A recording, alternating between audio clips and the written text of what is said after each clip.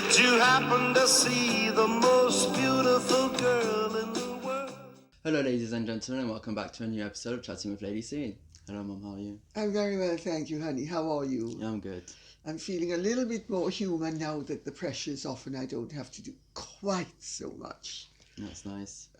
Did you enjoy your whole Christmas and New Year season? Yeah, I mean, we're in the new year now, so it's pretty nice. It's a fresh start. And this is 12th day, so the tree goes down today. Yes. So 12 videos, 12 trees. So it's the last one. Yeah. So, okie dokes. All right. So just to for everybody to know, we started our random contest on Instagram yesterday. So whoever hasn't gone or seen it yet, please go and have a look. If you have Instagram, don't just install Instagram. It's a contest for 10 winners to win a signed t-shirt from Mum saying I had tea with Lady C. And don't worry, there's also for our 100 video, like we said before, we're doing a contest for 3 lucky winners on YouTube. So if you don't have Instagram, don't go out of your way to make an account. But if you want to, go for it. I mean, it's the whole fun part of the game. But yeah. Well, good luck, everybody. Yeah, basically, good luck. Hope you win. I gather actually that 1 or 2 people have said that if they can't make the prize for the 100th video, that, which is to be at the castle for tea, would I consider doing something else, like giving one of my brooches? Some people actually said one of my paste brooches. I think that's a possibility. What do you think? Do you think that's a good idea? I don't. I think the first prize is to talk to you or to see you. It's not good to give away something. It's giving... I was going to say give away yourself, but no, we're not giving away yourself. No, well, that's okay. I get that. That's okay. That's fine. I'm happy to give myself away. Because, like, if they're in America and they might not be able to come, we're going to set up a way of doing a FaceTime with them. Okay. So they get to talk to you. Yeah. So they don't have to be here. If they're lucky enough to be in the country, then they can come along. Yeah. If they're 6 or 5, because the rules are changing. Wasn't it 10? Yes, but since you're not allowed 10 people in your house. Oh, but we will be allowed by the time it happens. And if not... Well, the 100th video is I've calculated, will come out in February, so I don't think it will be over, so no. Okay, well, can we say somebody wants to accept the offer of 10, but it would have to wait till COVID is over, the COVID restrictions? Yes, but if it's in America, you're going to have to do a Skype or a FaceTime with 10 fine. people. Yeah. It's just going to be messy. Like, I think because of the restriction of the COVID rules, you're only allowed to have 6 people in your house. 5 people would be able to come because you're the 6th person, of course. And I think the same thing on FaceTime. 5 people would be easier to talk to 5 people instead of 9. Okay. over the internet. Okay, so... I think on this one, the COVID rule actually helps us out. Okay, fine. It's just that I don't want to be niggardly and cut things down. Yeah. But it's okay. There'll be more. Okay. There'll be more. Okay. So for our first question today is from Fashion Fan. Kate Middleton has been named the UK's most popular fashion influencer after overtaking Meghan Markle last year. When the Duchess of Sussex, 39, first joined the firm in 2017, the Meghan effect saw shoppers go wild for anything she wore. But her fashion influence dramatically declined after Megxit. According to data compiled by lovethesales.com, now the fashion experts have analysed the final results of which celebrity inspired the biggest spikes in shopping searches or sales or specific items in 2020. In first place was the Duchess of Cambridge, 38, whose floral dress by Fateful, the brand saw shoppers search for the garment 112% more, followed by This Morning host Holly Willoughby, and the Duchess of Sussex in third place. You being a graduate of the Fashion Institute in New York, who do you think is the best dresser?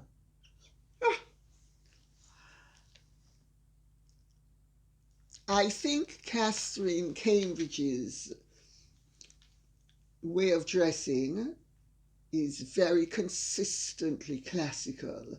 I think it hits the mark every time. Um, the Meghan effect was very exciting and very now, and the messy hair and the sort of look, I'm so grand, I don't really have to care, so I tuck my shirt in so it looks rumpled, and I roll up my sleeves, spending half an hour doing them so it looks as if I don't care.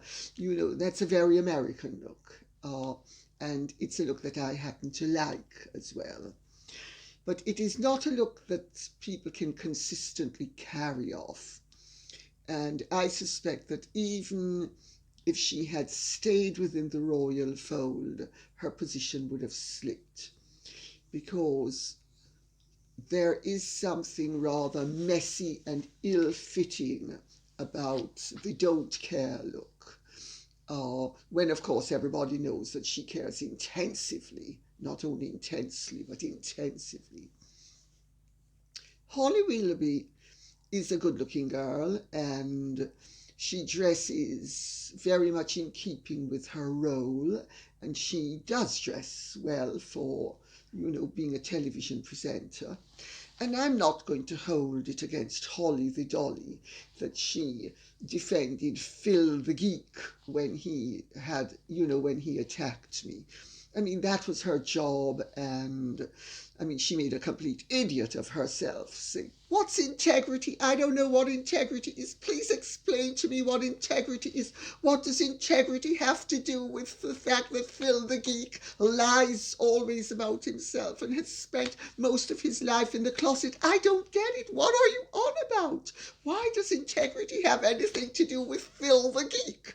She just made a complete idiot of herself, but we're not going to hold it against her. That was her job, and she gets paid a lot of money to do it, and she does it well. Catherine Cambridge's, to go back to her way of dressing, is always casual when it needs to be, chic when it needs to be. She's rarely got the most spectacular figure for clothes, because she's very tall and very slender. She's not only thin, she's extremely slender in frame. So as she gets older and gains weight, she's still going to look thinner than she actually is. It is a phenomenon that some people are fortunate enough to possess. Yours truly being one of them, because I have a slender frame and long limbs, as does Catherine Cambridge. And so, no matter how much weight you gain, and I am very much overweight compared to what I used to be, I still give the impression of looking thin. And she has that sort of body, which is very fortunate for her. She'll have to do what I do and resort to definite undergarments to keep everything in its place. But she dresses well, without a doubt, I think. And she dresses for the ordinary person as well. There's nothing that she wears that an ordinary woman wouldn't be able to wear. So she's rarely, in a funny sort of way, the ideal model. Meghan does not have a good figure for clothes. She isn't tall and slender. She's very thin, but she actually has a very boxy body. She has chicken legs. There are no two ways about it. Her legs are hideous. They look like chicken legs. They're slender. She has no waistline. She's got broad shoulders, which is good. That's very good for clothing. But not if everything else is boxy. And, you have scrawny arms and legs. And she if she gains weight, it's going to really show. And it also shows in her face when she gains weight. Uh, she is best looking, very underweight. Uh, as soon as she gains weight, you can tell that she's gained weight, and she starts to look actually very much in keeping with her mother's sort of look, which is ironic because she spent a very great deal of money over the decades to remove all traces of her African heritage. But £5 plumps it right back on, and no matter all the plastic surgery, she has a more African look, which, if she had embraced it, might actually have been a great positive. But she's gone so far against it in terms of creating an artificial look, which works very well, I've got to say. I mean, I think she is a very good-looking woman. Whether you like her or not, I think the plastic surgery has been extremely successful. What do you think? Do you think it's been successful? I don't like really the whole thing about plastic surgery, so if you can't see it, I say good for you. But do you think she's a good-looking woman? Yes, I think there's nothing wrong with her, to be honest. Yeah, she's an attractive woman. Holly Willoughby and Catherine Cambridge are naturally good-looking. Meghan is not. But that really has nothing to do with fashion. And Meghan's fashion choices will become more and more out of kilter with the average British person, because she lives in California, and you know, the diaphanous gowns that you can wear in California, you can't wear here on the street, sort of thing. So I actually think that Catherine Cambridge is always going to end up back as number one, because I can say this as a Dean's List student of the Fashion Institute, which is the preeminent fashion college in the entire world. Catherine Cambridge has what it takes in terms of choosing the figure, the clothing, the execution, the fit. Her clothes always fit well. Meghan's clothes usually don't. You know, she wears tight undergarments that are boned, and that make her bust sort of jump out beyond the line, and to give her a waistline where she has none. I'm really thinking in terms of that green outfit that she wore, you know, where, I mean, from every angle, it was just ill-fitting to the nth degree. That never happens with Catherine Cambridge. And Holly the Dolly, she's a good-looking girl, and she dresses well for her type. I've been to award ceremonies where Holly the Dolly has been. She does have the propensity that many of the television presenters have to wear cocktail dresses at lunchtime awards. But putting that aside, she ticks the boxes as well. So next question, honey. Nice. I should imagine you found that very dull and boring. No, not at all. You didn't? No. Oh, good. Because most men can't stand conversations about women's fashion. I was going to say clothing, yeah. It's all right. Okay. No worries to me. All right, so for our next question for today is from Sunshine. How is Harry allowed to stay more than 6 months in America as a foreigner when he is neither a resident or a citizen? How is Harry allowed to work in America earning money if he doesn't have a green card that takes most people a minimum of a year and a half to obtain? Fantastic question. That's an amazing question, isn't it? Fantastic one. Obviously done by somebody who knows their onions. Definitely, because that has never been brought up, and to be honest, that is a very good question, because any British would never be able to do that. Yes. Never. So Yes. how's he doing it? Yes. Well, we need to ask ourselves a few questions before we consider answering that question. The first question is, what exactly is Harry's status? Now, Harry is no longer an internationally protected person. That means many of the privileges that he had as an international protected person no longer apply. That's the first thing.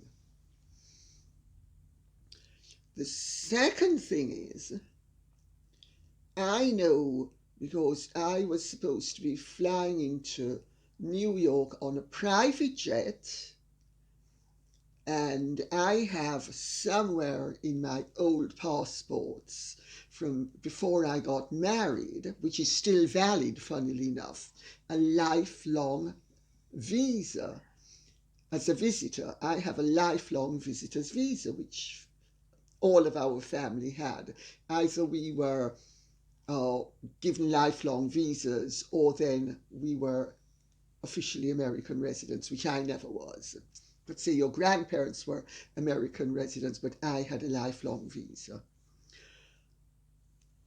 Without a visa, you cannot use the ESTA system. Americans might not know what the ESTA system is.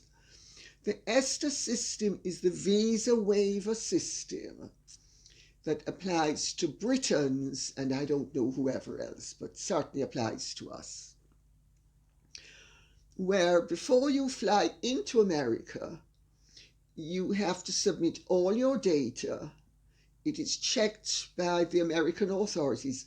Then they agree to let you into their country under the visa waiver system.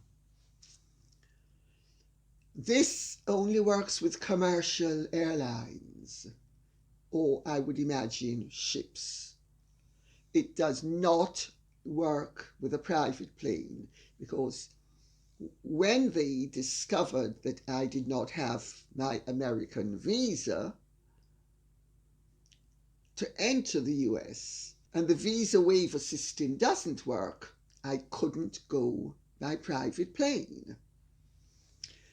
Harry, however, is supposed to have gone from Canada to the US on Tyler Perry's plane in March. I just make that point. That is an anomaly, that if he does not have a US visa as a visitor, he would not have been able to enter the United States. Now, that tells me something right there.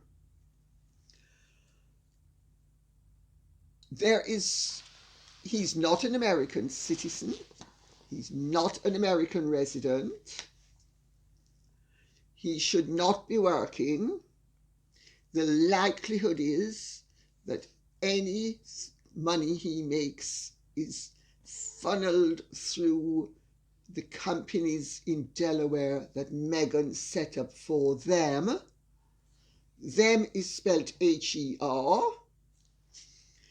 And there is a difference between an individual and a company under the law. So if their companies are the ones that are making the money, as opposed to them individually, and I would imagine that would be the case, because very few sophisticated people earn the money themselves. It's channeled through companies because it's a much more tax efficient way of doing things.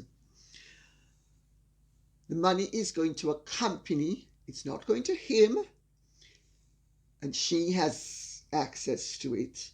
And I would be very surprised if he has very much access to anything. I'm being very careful how I phrase things. So he's not really allowed to work, and anything he does cannot be regarded as work, otherwise it is in breach of various laws in America, unless he now has a visa that allows him to work.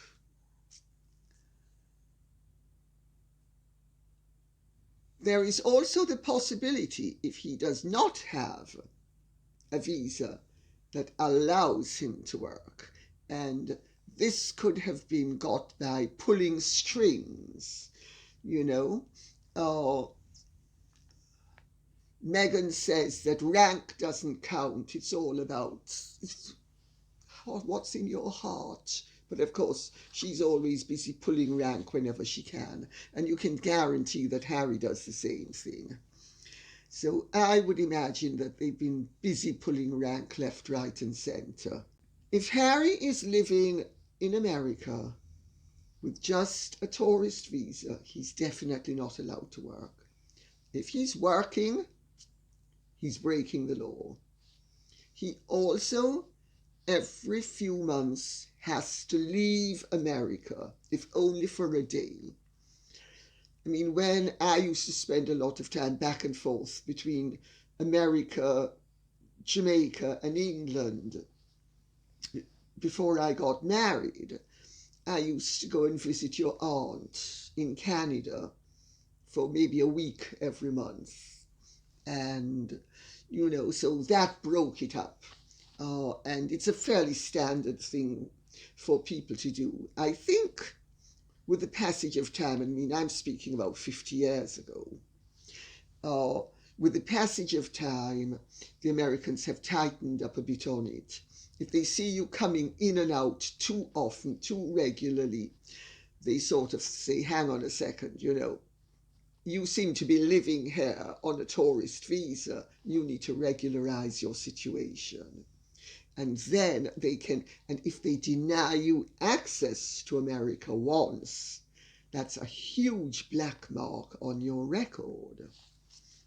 So for all of those reasons, I would say it is likely that Harry has pulled strings to get his situation sufficiently regularized that either he doesn't have to go to Canada or wherever else every few months, and he only needs to go for a day or two, or then he's doing it and nobody knows about it. Because let's remember, Harry and Meghan are always going on and on about how the paparazzi invade their privacy and all the rest of it.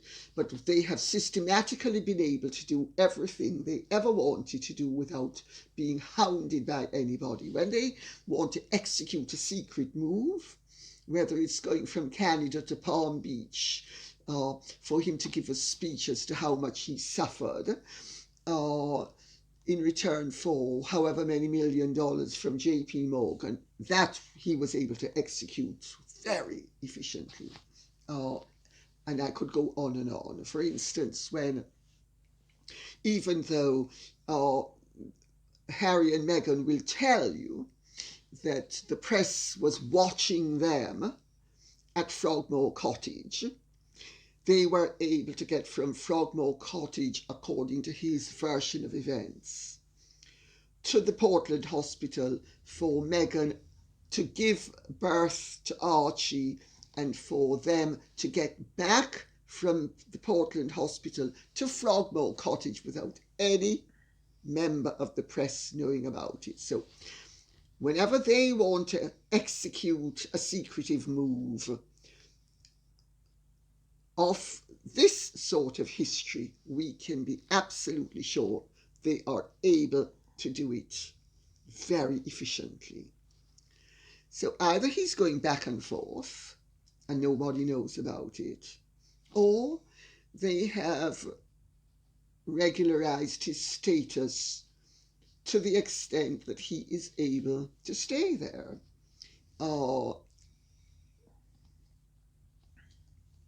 I don't know beyond that. I haven't asked my contacts about it because I don't really want to ask my contacts about it, because I don't want to put anybody on the spot about it. And I think it's self-evident that he has most likely pulled a string or two and managed to get his status sufficiently regularized that he can go back and forth. And also, let's remember, if Harry does anything that means that he has to renounce his title in America, he's never going to let us know, because he will continue using that title. So there's good grounds for secrecy. Well, honey, this is all taking rather longer than I thought, so shall we just do one more question? Yeah, but that one was interesting, so... I'm glad you thought so. Yeah, I think a lot of people will be asking the same thing, especially the British sides, that we know we have to get visas and we're only allowed a limited time there, and we're supposed to get, like we've always heard, like if you want to work there and live there, you have to also get a green card and blah. So we're like, how's he doing it? So it's pretty interesting. Well, you can depend on it. There, one or two accommodations have been made behind the scenes. And on that note, I will say... Let's go for the next one. Let's go for the next one. All right. Because the American authorities can be very, very understanding in much the same way that in the 1970s, families like ours were given lifelong tourist visas. You know, they can be very understanding of the difficulties that people find themselves in, and that I think is a very positive reflection on the American state and its system. So, next question. So for our next question today is from DW. Would you agree that the BBC are anti-monarchists and supporting Harry and Meghan instead? 3 times in a week and a half, the BBC have recently given Harry and Meghan decent segments. The first one for their Christmas card, which shouldn't be main news, given they didn't put William and Catherine's card on. Very good point. Go on. Fascinating. The next 2 segments were about their Spotify deal. The BBC broadcasting both audio clips and playing Archie speaking and giggling 3 times in a week and a half is outrageous. Then the BBC did a documentary of the royals in review. The Sussexes had 3 segments within the programme, and towards the end they broadcast all their nonsensical photos ops during the pandemic. They gave credence to their Queen's Commonwealth Trust video, in which Harry and Meghan said the Commonwealth was racist when in fact it's a voluntary progressive organisation. Although the BBC didn't put their complicit segment in, the BBC said we are all going to be seeing much more of Harry and Meghan in the future. What is going on? Someone at the BBC in the news department must be sleeping with someone from Meghan's PR team.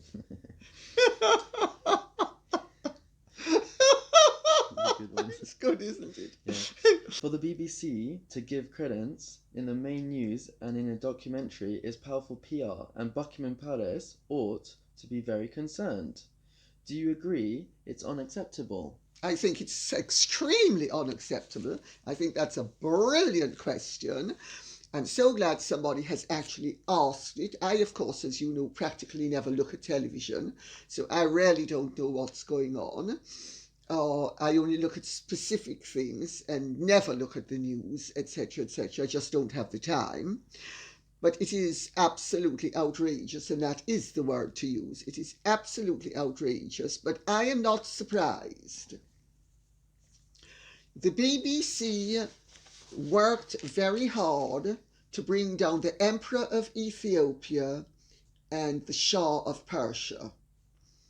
There is little doubt in my mind, or in the mind of anybody who believes in impartiality that the BBC is a very woke, left-wing, aggressively anti-monarchist organisation that goes to some lengths to put banana skins under all monarchies, if it can, and in particular with our monarchy, it goes to great lengths to sabotage the well-being and the public perception of the British royal family.